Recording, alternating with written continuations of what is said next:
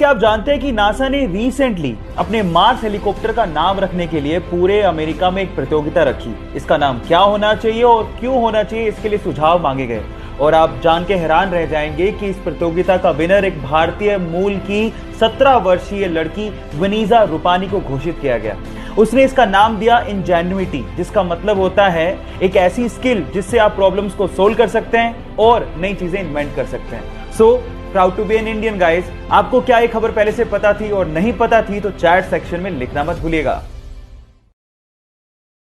Guys, bike चलाना किसे नहीं पसंद, लेकिन असली प्रॉब्लम आती गर्मियों में, जब कोई स्कार्फ या फिर रुमाल पहनने के बाद हमें हेलमेट पहनना पड़ता है। और गर्मी होने की वजह से थोड़ी दूरी तक चलने के बाद जब हम हेलमेट उतारते हैं तो पूरा मुंह पसीने से भर जाता है। अब इस प्रॉब्लम का सॉल्यूशन क्या है? जी हाँ गाइस, इस प्रॉब्लम का सॉल्यूशन है एसी हेलमेट। एक छोटी सी एक्सेसरी आपके हेलमेट पे लगती है और वो आपके हेलमेट को या फिर आपके सिर को ठंडा ठंडा कूल कूल बना देती है।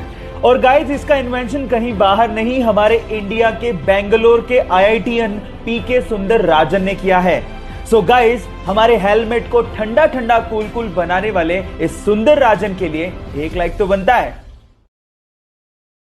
हे गाइस, एंशिएंट टाइम में यानी पुराने जमाने में हमारे इंटेलेक्चुअल्स को लगता था कि मैथ्स में एक ऐसा कोई सिंबल होना चाहिए विच रिप्रेजेंट्स नथिंग, यानी नथिंग को रिप्रेजेंट करने के लिए भी तो कोई सिंबल होना चाहिए। सो इसी को ध्यान में रखते हुए 5th सेंचुरी में एक इंडियन मैथमेटिशियन आर्यभट्ट ने जीरो को इन्वेंट किया। And let me tell you guys, zero का जो सिंबल दिया गया था वो हमारे पुराने मंदिरों, स्पेशली ग्वालियर के मंदिरों के दीवारों पे खुदा हुआ आप लोगों को दिख सकता है। सो गाइस, अगर आप ये सोचते हैं कि जीरो की इन्वेंशन कोई बड़ी इन्वेंशन नहीं है, तो मैं आपको आपकी जानकारी के लिए बता देता हूं, अगर जीरो इन्वेंट नहीं हुआ होता ना तो बाइनरी लैंग्वेज नहीं आती, और बाइनरी लैंग्वेज नहीं आती तो एक कंप्यूटर लैपटॉप कुछ नहीं होते। जब शून्य ना देता भारत तो चांद पे जाना भी मुश्किल था। क्या आपको पहले से बात पता थी? और नहीं पता थी तो चैट सेक्शन में लिखना मत भूलिएगा। वो बचपन से एक फेमस कार रेसर बनना चाहता था, लेकिन एक दिन आज से ठीक 10 साल पहले उसका एक रोड एक्सीडेंट हो गया। उसकी जान तो बच गई, लेकिन उसने उस एक्सीडेंट में अपने दोनों हाथ खो दिए।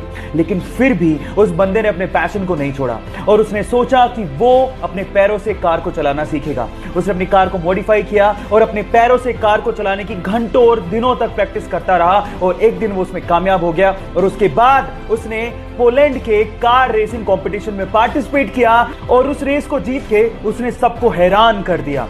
उस बंदे का नाम है बार्टोज ओस्टालेविस्की। गाइस, उसके कभी ना हार मानने के जज्बे को मैं सलाम करता हूं। यह घटना है सन 2005 की, जब एक एरोप्लेन न्यूयॉर्क से उड़ान भरता है, लेकिन उड़ान के थोड़ी देर बाद ही पायलट को समझ में आ जाता है कि इसका जो फ्रंट व्हील है वो खराब हो चुका है। अब पायलट प्लेन को लैंड कराने का फैसला करता है, लेकिन लैंड करवाने से पहले वो प्लेन को लगातार 2 घंटे तक आसमान में ही चक्कर कटवाता है ताकि फ्यूल खत्म हो जाए और लैंडिंग के वक्त उसमें आग ना लगे। और उसके बाद अपनी सूझबूझ का परिचय देते हुए वो ये कोशिश करता है कि आगे का व्हील जमीन को ना छुए, जिससे आग लगने की संभावना कम से कम हो। और ऐसा करते हुए वो 140 यात्रियों की जान बचाते हुए प्लेन को लैंड करवा देता है। तो पायलट की सूझबूझ के लिए और 140 यात्रियों की जान बचाने के लिए एक लाइक तो बनता है। एक बार गुरु नानक देव जी अपने शिष्यों के साथ एक गांव गए। गांव वालों ने गुरु नानक देव जी और उनके शिष्यों की बहुत ज्यादा सेवा की, लेकिन जाते जाते गुरु नानक देव जी ने उन गांव वालों को आशीर्वाद दिया, उजड़ जाओ। उसके बाद गुरु नानक देव जी अपने शिष्यों के साथ दूसरे गांव गए, लेकिन उन गांव वालों ने गुरु नानक देव जी और उनके शिष्यों के साथ बहुत बुरा बर्ताव किया, लेकिन फिर भी गुरु नानक देव जी ने उन्हें आशीर्वाद दिया, बसे रहो। ये देख के एक शिष्य से रहा नहीं गया। उसने गुरु नानक देव जी से कहा कि ये कैसे आशीर्वाद दिया आपने? तो गुरु नानक देव जी ने जवाब दिया कि संसार में अच्छाई का फैलना और बुराई का रुके रहना और ना फैलना इंसानियत के लिए बहुत ज्यादा जरूरी है। इसीलिए जो अच्छे लोग थे उन्हें उजड़ जाने का मैंने आशीर्वाद दिया, ताकि वो बाकी जगहों पे जाके अपनी अच्छाई को फैला सके। आपको ये स्टोरी कैसे लगी? चैट सेक्शन में लिखना मत भूलिएगा। गाइस, एक मजेदार सा किस्सा सुनाता हूं। ये बात है सन 1909 की, जब कनाडा ने पहली बार अपने एक शहर में एम्बुलेंस को लॉन्च किया ताकि लोगों की जान को बचाया जा सके। लेकिन हुआ उसका कुछ उल्टा ही। वही एम्बुलेंस शहर में टेस्ट ड्राइव के दौरान एक बंदे पे चढ़ गई और वो बंदा बुरी तरह से घायल हो गया। और मजे की बात यह है कि वो पहला बंदा था जिसे उस एम्बुलेंस ने हॉस्पिटल तक पहुंचाया था। यह अजीब सा किस्सा आपको कैसे लगा, चैट सेक्शन में लिखना मत भूलिएगा।